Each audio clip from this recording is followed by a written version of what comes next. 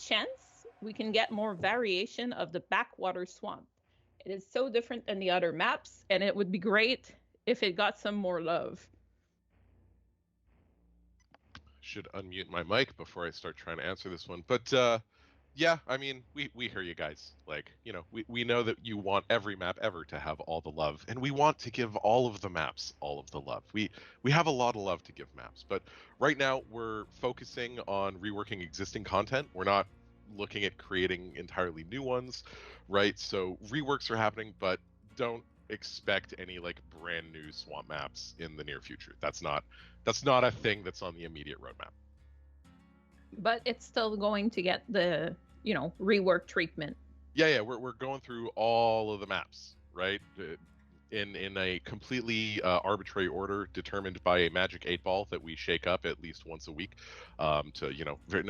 It's done by we have a whole team of people looking, deciding what's next, and at the end of the day, some things happen before others. That's just how it's going to be. So it's going to have a rework treatment, but you're not going to see like a brand new one. I want to be super clear and make sure nobody gets their hopes up and misinterprets this. Is this can be extended to most of the realms as well? Yeah. Am I asking you a difficult? I'm sorry. That was me asking an extra question on top of it here. Well, it's an interesting subject, and to pull the curtain back just a wee bit, right? Like, while I am the lead game designer, I am not the lead level designer. We have people who look after this stuff and decide what comes next and what the nature of the work is going to be. Unfortunately, we can't have literally every lead and every decision maker on the team in a single stream. That would be a neat stream, but the windows would be very small up in the corners, right? And it would be a nightmare. Be a lot of people. Yeah, and I think you'd have a lot of issues with trying to moderate that particular interview. But so I'm not necessarily the perfect person to ask for what exactly is going to come back next, which is why I'm kind of going, it means I don't necessarily know the answer. I'm sorry I pushed on that one. All right. Are there any plans to rework Haddonfield? Because Haddonfield's getting a lot of noises around it. I mean, yeah, it's getting the same kind of graphical update that everything else is getting, right? Like I said, we're doing all the maps, guys, baby steps, one at a time. I don't know when they're all going to happen. I don't have any dates to hand you, but we're crawling through because we want to increase the visual fidelity and overall presentation of Dead by Daylight across the board. And one of the most important elements to that is the maps, is how they look. And making sure that we update their looks, but without drastically impacting how they play. I say the word drastically because no matter what we do, we're going to impact how they play. And the intention here is to make sure that any impacts that we have are minor or positive, right? Things that we know that we're doing. Going, okay, we're losing this little bit of gameplay, but we're going to gain something else somewhere else. And it's always good for everybody to notice that it's really easy for you to notice when you've lost something in a map, and it takes a lot longer to notice when you've gained something in the map. So, there are cool things going on, but yeah, Haddonfield's going to see just as much love as the others. All right, awesome. We're switching up to UI. There was a lot of UI questions. All right, this one is about the new UI. So in the new UI, killers are giving less hook information than Survivor. Why did we do it like that? And are we planning to change it? Oh man, I have my notes here on this question, and I wrote a small essay, so I'll try to keep this brief for everyone because there's a lot of opinions on it. So just to be clear with everybody, this was done intentionally. This was something that the design team and the UI team talked about quite a bit to try to find the right balance on. We considered giving the full information that the survivors have to the killers, and the concern that we have is that this would encourage tunneling a bit too much, right? As a killer, if you know that guy is on his last hook and you know it for sure, Z's, because it's in the HUD, that might lean people towards tunneling a bit more, and tunneling's not the most fun. It's a strategy. It's something you can do, and it's something that we want to leave as part of the challenge and the decision making for the killer. As a killer, we want you to try to remember how many times you've thrown each individual survivor on the hook to make that decision. You might get it wrong, but that's part of the spice of being a killer, right? The flip side is we definitely wanted to make sure we had that information available to the survivors, because we thought of those sorts of situations where, you know, your buddy is about to go on a hook and you're thinking, oh, I gotta position myself to go on unhook him, and gets thrown on the hook and dies right away, and you go, oh It's man. it's specifically practical for solo players, I would say, on that Yeah, one. it's super useful for solo players in that regard too. It influences your decision making a lot more, and we didn't like the idea of survivors sort of trying to position themselves or go for an unhook, only to find out that it was pointless, right? That they had been barking up the wrong tree that whole time. So we wanted, definitely from that angle, it makes a lot of sense to have it for the survivors. For the killers, though, we prefer it to be something that's part of the challenge of a killer, right? We still give you that full hook counter to give you an idea of your overall progress, right? Hooking and killing the survivors, kind of the name of the game. I mean, your role is called killer, so that's the focus there, guys. But we did want to give you a little bit more of a way to track your progress towards that goal, but without giving too much specific information that we felt took away from the gameplay challenge and the mental aspect of being a killer, and also didn't encourage those sorts of negative gameplay situations. Like, you know, tunneling's not always fun, right? It has an advantage as a killer to go do it, but we want to make sure that if you do it, it feels like you earned it, and not that the HUD just handed you the information on a platter. All right. Another UI question. Are there any plans to change the hook struggle mechanics to avoid having to spam the same key constantly? I mean, the answer that I have there is like, I get it, like smashing the same key. I don't like it either. Right? Like, it's boring. It's not the most exciting gameplay. We've been looking at a new approach to the struggle phase for a while now, trying to find something that is engaging, that makes you feel like you're actually struggling against, you know, the entity, trying to take your life there, but also is an actual improvement in terms of the mechanical buttons you got to press. So, you know, I don't have anything concrete to announce, like when it's gonna happen, but like I said before, the gears are turning. We're looking at this. This is something that is definitely on our list. There is work being done on it. There is active work being done, but when that will be completed and in your hands, I don't have anything concrete I can hand right now. Yep. All right. Matchmaking question, and this Oh. one, we've seen an uptick of complaints about survivor queues lately. Can you address the longer survivor queues during nighttime? Yeah, oh man, Matt. So just so we're clear with everyone, matchmaking is like a deep love of mine. I have a lot of love and passion for matchmaking, so I will try not to talk too much or too long. Gab, please cut me off. Tell me if I'm rambling incoherently on this front. I will shut up if you tell me to.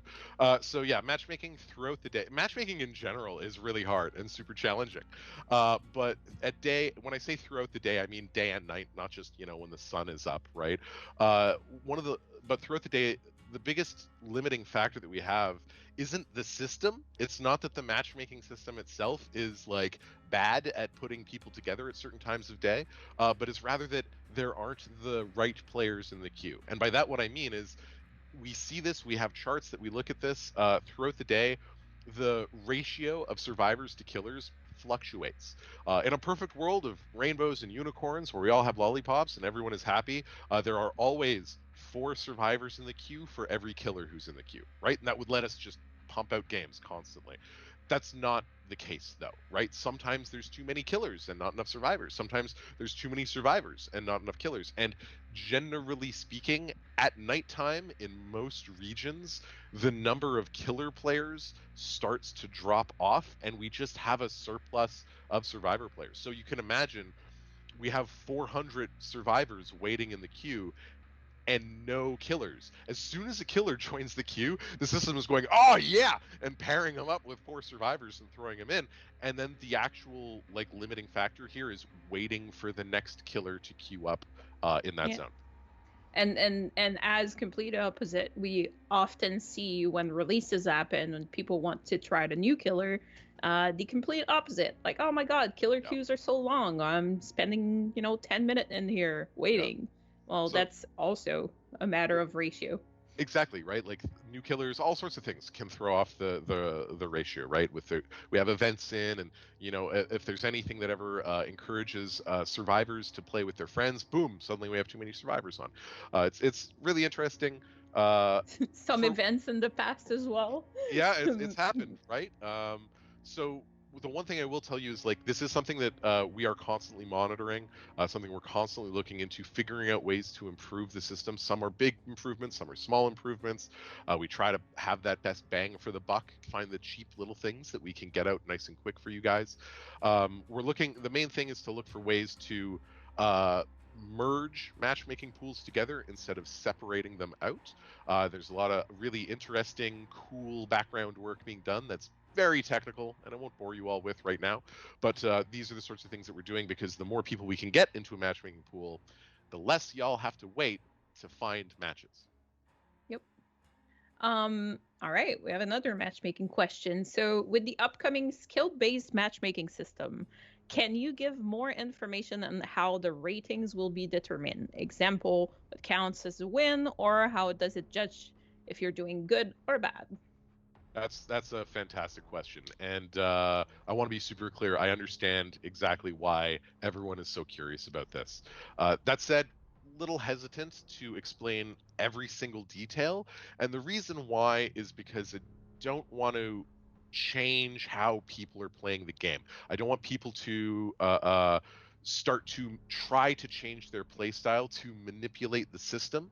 The goal of the system, the goal of the skill-based matchmaking is to have it adapt to the way that you play to try to find you the right matches. So really, I don't want to talk too much about the individual bits and pieces of it, partly because it should just work with the way you play. I don't want you to change the way you play. The flip side is that it's also not something that's set in stone. It's something that we modify a lot and are constantly tweaking in the background and going to continue tweaking going forwards. So it's just like keeping everyone up to date on these constant changes.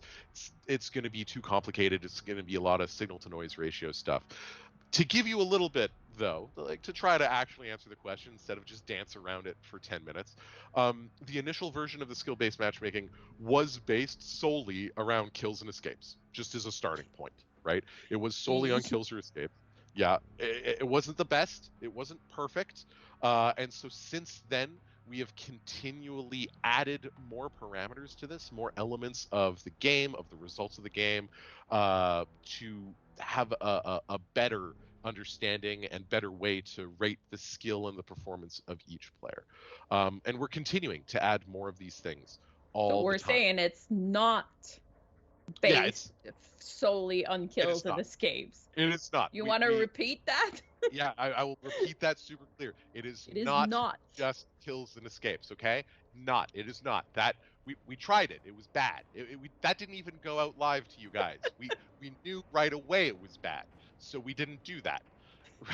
we've been we've been doing a lot of stuff with the skill-based matchmaking in the background. It's a neat system because we've actually been collecting this data for like a year now, honestly, in various iterations of it, and it just runs in the background. We watch, Big Brother is always watching the games that you play. Not really, not in that much detail, but we're always collecting these stats and we're pumping them into our algorithms to create the skill-based ratings and to figure out if they're actually working correctly or not. The whole goal of these, and again, I'll stop talking after I say this. The whole goal of a good skill-based matchmaking system is it's supposed to predict the outcome of a match before the match happens. And sometimes its prediction is, I don't know, flip a coin.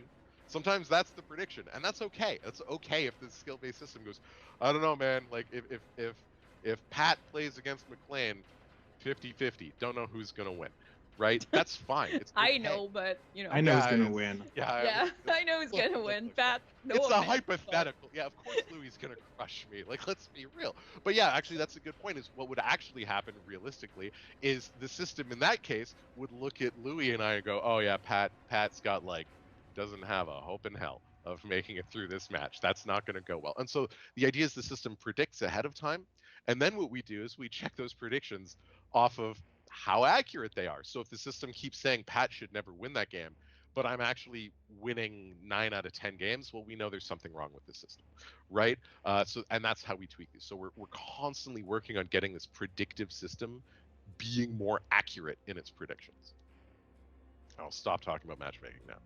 All right, yes, let's switch to more general questions.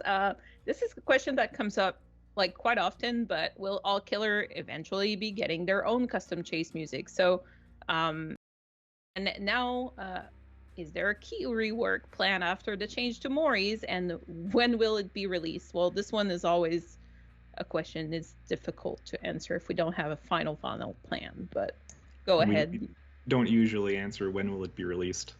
Although I will tease that we actually do have a couple of yes, we have a couple of teasers today. We'll get there.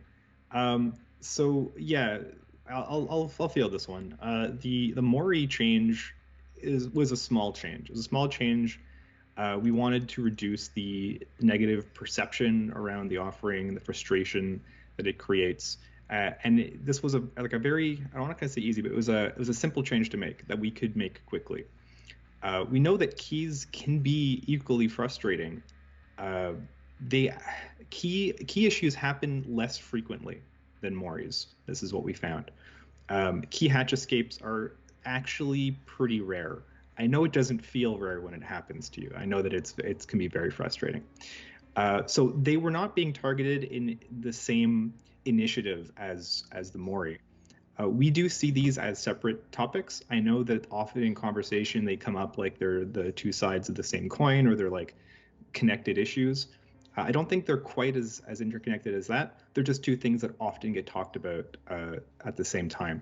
So we do have a plan for keys. These systems are both going to get some bigger changes. More changes coming for Mori, more changes coming for keys. It's still pretty early in that process, so we can't get more precise about it. But it's a larger change than what we did to the Moris. And honestly, I'm pretty excited about it. I gotta say, too, like, we're saying that there's very little escapes with keys. That doesn't mean you don't see keys. I know a lot of people that what they do with key users, so that maybe it's people don't survive the match ultimately. Yeah, I'm not saying that nobody brings keys. We were just when we looked at how often do people actually escape en masse with keys, it is actually fairly rare. It was a lot less than like how often does somebody bring a. I'm not gonna hide it. I bring Franklin's. I have no shame to say it. All right. I think the stat on key escapes, like the amount of times that somebody actually opens the hatch with a key and then leaves the match through the key, it's in the single digit percents. I want to say it's like 2 or 3% of games. Like, don't quote me on that. I think I got that stat a couple weeks ago, so my brain is remembering. I remember it was in the single digits. So it is low. But you're right. There are people bringing them and then dying. But that's the number of times it actually happens. So it's not super common. Doesn't mean we don't care. We definitely care. Okay. That next one's a spicy question. We're gonna do it anyways. Oh no. Why can Killer camp, slug, and tunnel it hand match so quickly for survivors? Okay.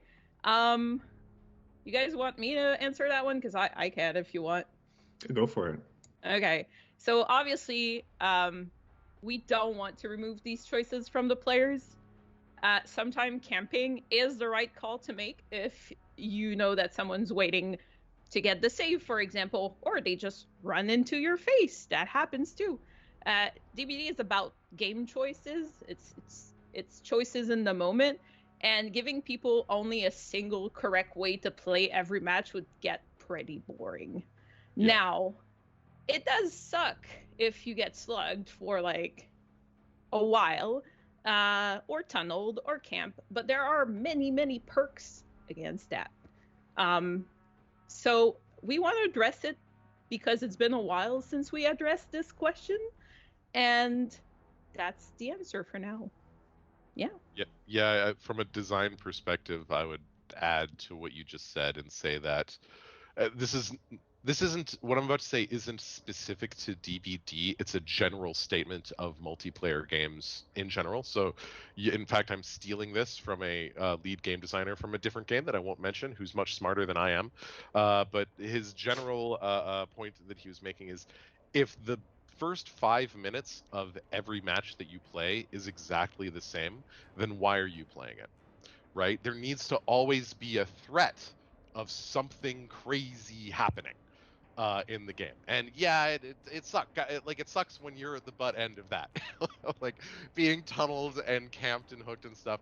That's not like I get that. I get that it's frustrating when you're in that space, but it's And now we're addressing, slugging and everything, yeah, but there's also like other ways to go the game go very fast, yeah, So, exactly. And the importance is that like if we truly removed all of those things, then what would happen is the first 5 minutes of every game, 2 minutes, whatever, would be identical from match to match to match, and that's not fun.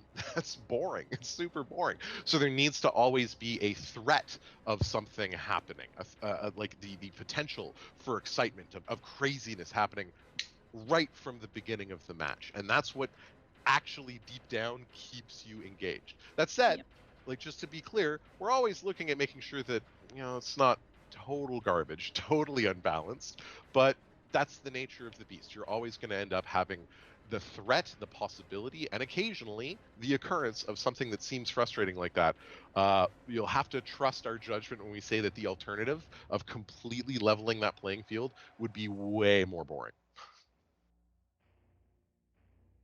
Yep. All right. Moving on. So, will we ever get blood points if someone disconnect before the match, stuffing the pig or other weaker killers? Do you have any plans in the work for the older killers in the game?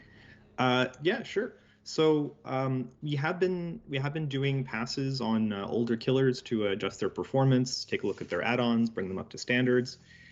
So we've been talking about the next 3 killers who are getting adjusted. We've mentioned in the past, but I'll just reiterate it on the stream because I know not everybody catches every single one. So the next pass, the next 3 killers are Freddy, Demogorgon, and Huntress. We are not yet able to tell you what all of the changes are exactly, but Is it in that order or it's in mixed order? I can't even give you that. Just these are the 3. They're in our sites. More information will be coming on those later. So these are not complete like killer power overhauls. It's not like when the Doctor got a new power, when Freddy got new powers. It's just looking at them, how do they do, adjusting some numbers, adjusting some add-ons, that kind of work. So it's funny that you mentioned the pig. The pig is actually one of the better performing killers overall. That's not to say that there aren't improvements that can be made. Even killers who are doing well could still use some quality of life. Josh by himself. Yeah, just Scorpion's by himself. Scorpion's just like killer, right? Gets that thing way up for us. No, but surprisingly, like even on other platforms, not even at high ranks, the pig, her performance overall is pretty good. We like pig. All right. So before we hop on to the next questions and eventually some kind of maybe look into future stuff that we didn't announce yet, but let's do the next raffle. So again, there will be other game modes added to DBD. Do we have any plans for this at the moment? So that one's an easy answer. Yeah, that's an easy answer. The easy answer is we don't have any plans for that right now. It's something we've talked about, something we continue to talk about, but nothing on the pipeline for that right now. All right. Next question. Lack of changes planned for Objective Obsession was not very well received. Is there any change planned since then? I don't know if I'm going to link this to any particular reception of anything else that we've said, but we do have something to talk about for Object of Obsession. We wouldn't usually pull something out this early, but because there has been a lot of discussion about the perk, we thought let's try something different and show you guys a work in progress design.